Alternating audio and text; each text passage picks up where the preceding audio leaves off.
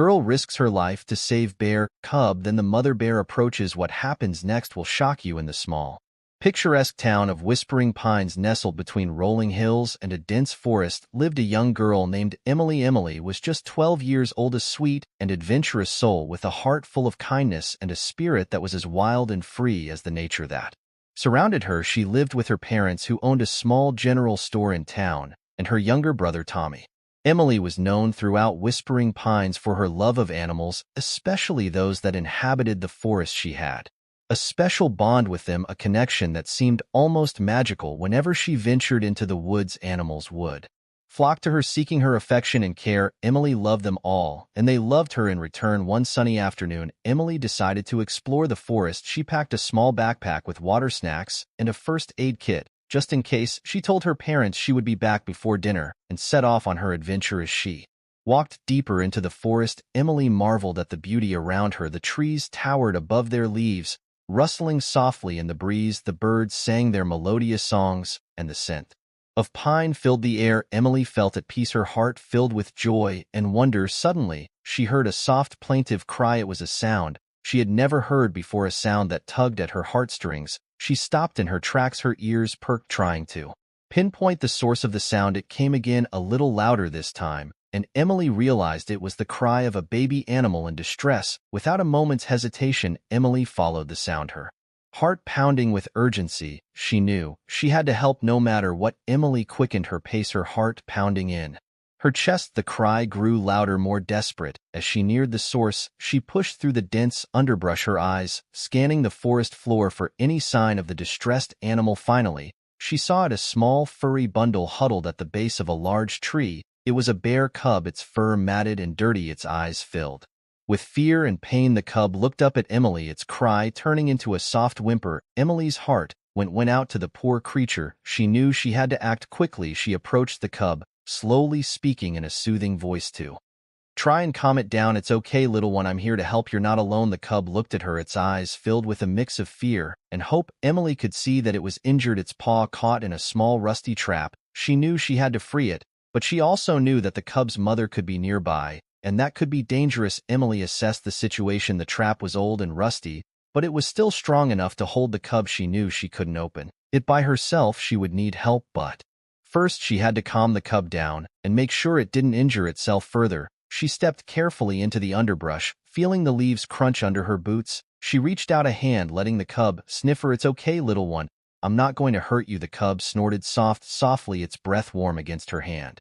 Emily stroked the cub's neck, feeling the tension in its muscles. She spoke softly, telling it about her adventures in the forest, about her love for animals, and about the peaceful life it could have if it just held on a little longer. Slowly, the cub began to calm down, its breathing steadying. Emily knew she couldn't waste any more time. She needed to get help. She looked around, her mind facing with plans. She remembered a small cabin not far from where she was, a place where an old forest ranger named Mr. Thompson lived. She knew he would have the tools and knowledge to help free the cub. Emily made a decision. She would leave the cub for a moment to get help. She knew it was risky, but she also knew that the cub needed her. She looked at the cub, her voice steady and reassuring. "I'll be back, little one. Promise I'm going to get help." The cub looked at her, its eyes filled with a mix of fear and trust. Emily turned and made her way back through the forest, her heart pounding with urgency. She knew she had to be quick, that every second counted. Emily rushed through the forest, her heart pounding with urgency. She knew she needed help, and she knew just the person to call: Mr. Thompson, the old forest ranger. She had met him a few times before, and she knew he had the tools and knowledge to help free the cub. She reached the small cabin, her breath coming in short, quick gasps. She knocked on the door, her heart pounding in her chest. Mr. Thompson answered, his face filled with concern. "Emily, what's wrong?" Emily quickly explained the situation, her words tumbling out in a rush. "There's a bee cub caught in a trap in the forest. I can't get it out by myself. I need your help." Mr. Thompson didn't hesitate. "I'll be right there. I'll bring the tools we need." Emily thanked him and waited anxiously as Mr. Thompson gathered his supplies. He grabbed a bag filled with tools, a first aid kit, and a blanket. He also took a length of rope and a shovel, hoping they would be useful as they prepared. Emily thought about the cub. She wondered how it had ended up in the trap, and if its mother was nearby. She knew that the mother bear could be dangerous, but she also knew that the cub needed help, and she was determined to save it. Mr. Thompson was ready, and together they set off towards the forest. Emily's heart was filled with gratitude for his help. She knew that with Mr. Thompson by her side, they had a real chance of saving the cub.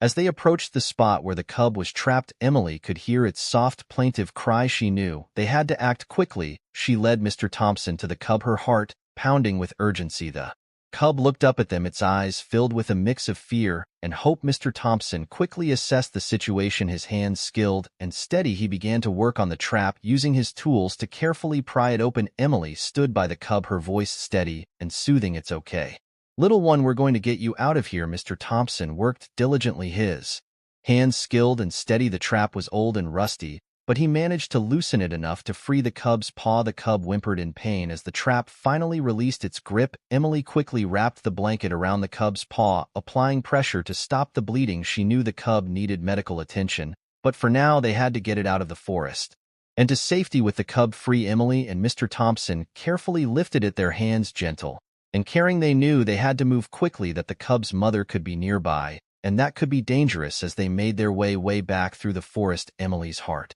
was filled with relief and gratitude. They had saved the cub, and now they had to make sure it recovered fully. The journey back through the forest was slow and careful. The cub was weak and exhausted, its steps uncertain. Emily and Mr. Thompson walked on either side of it, their hands on its back, guiding and supporting it. They knew they had to get the cub to safety, to a place where it could be cared for and protected. As they neared the cab, Emily noticed the cub's steps becoming more labored. It was struggling, its breath coming in short, painful gasps. She knew it needed rest and care, and quickly they led the cub into the cabin where Mr. Thompson had prepared a makeshift bed.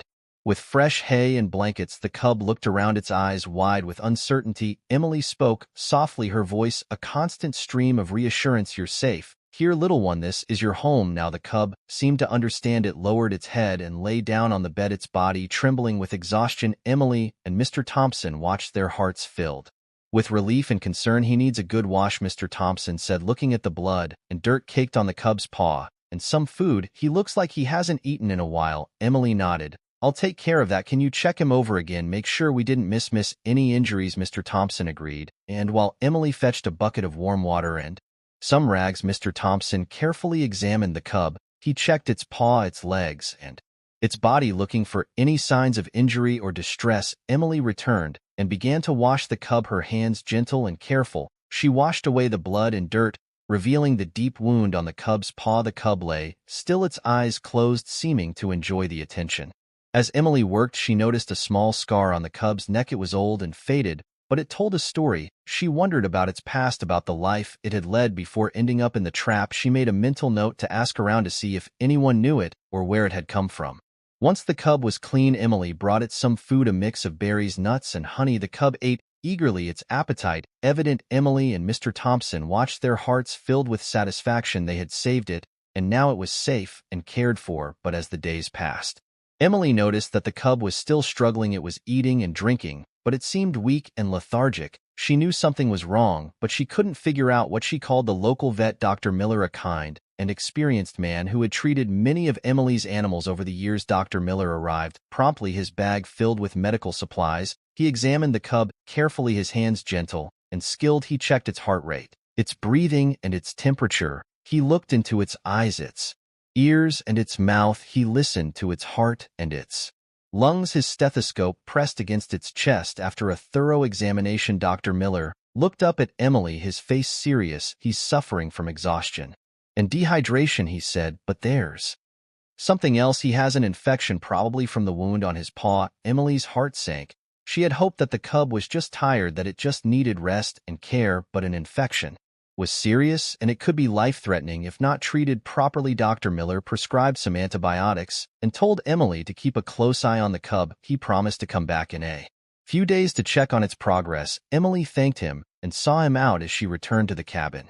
She looked at the cub, her heart filled with determination. She knew the road ahead was going to be tough, but she was ready to face it. She was ready to fight its life, to give it the care and love it needed. She stroked its neck, her voice steady and reassuring. "We're going to get through this, little one, together." The days that followed were filled with constant care and vigilance. Emily administered the antibiotics as prescribed, making sure the cub Took every dose. She checked its temperature, regularly monitored its food and water intake, and kept its bed clean and comfortable. Despite her best efforts, the cub's condition seemed to worsen. It was lethargic, its appetite diminished, and its eyes lacked the spark they once had. Emily's heart ached as she watched it struggle. She felt helpless, unsure of what more she could do. One evening, as Emily sat by the cub's side, stroking its neck and whispering words of encouragement, she heard a soft knock at the cabin door. She looked up to see Mr. Thompson, standing there, his eyes filled with concern. "Emily," he said softly, "I heard about the cub. I wanted to see if I could help." Emily looked at Mr. Thompson, her heart filled with gratitude. "Thank you, Mr. Thompson. Yes, he could use all the help he can get." Mr. Thompson stepped into the cabin, his eyes fixed on the cub. He approached it slowly, his hand outstretched. The cub looked up at him, its eyes filled with a mix of fear and curiosity. Mr. Thompson spoke softly, his voice gentle and soothing. "Hello, little one. I'm here to help you feel better." The cub snorted softly, its breath warm against Mr. Thompson's hand. Mr. Thompson stroked its neck, his touch light and comforting. Emily watched, her heart filled with hope. Maybe Mr. Thompson could provide the extra care and attention the cub needed. Mr. Thompson spent the evening with the cub, talking to it, stroking it, and even singing softly to it. The cub seemed to respond to his presence, its eyes brightening slightly, its breathing steadying. As the days passed, Mr. Thompson became a regular visitor to the cabin. He helped Emily with the cub's care, administering the medicine, feeding it, and keeping it company. The cub seemed to grow stronger with each visit, its appetite improving, its energy returning. Emily was grateful for Mr. Thompson's help. She saw the bond forming between the man and the cub, a bond that was healing and strengthening both of them. She knew that Mr. Thompson's presence was making a difference, that his love and care were helping the cub recover. One day, as Mr. Thompson sat with the cub, stroking its neck and singing softly, the cub suddenly stood up. It looked at Mr. Thompson, its eye filled with a newfound strength and determination, took a step forward, then another, its movement steady and sure. Emily looked at Mr. Thompson, her eyes shining with happiness. "He's going to be okay, isn't he?" Mr. Thompson nodded, his voice steady and reassuring. "Yes, he is, thanks to you." Emily blushed, her cheeks turning a soft pink. "I just wanted to help. I love animals, and I couldn't stand to see him suffering." Mr. Thompson smiled at her. "You have a gift, Emily, a gift for healing and caring.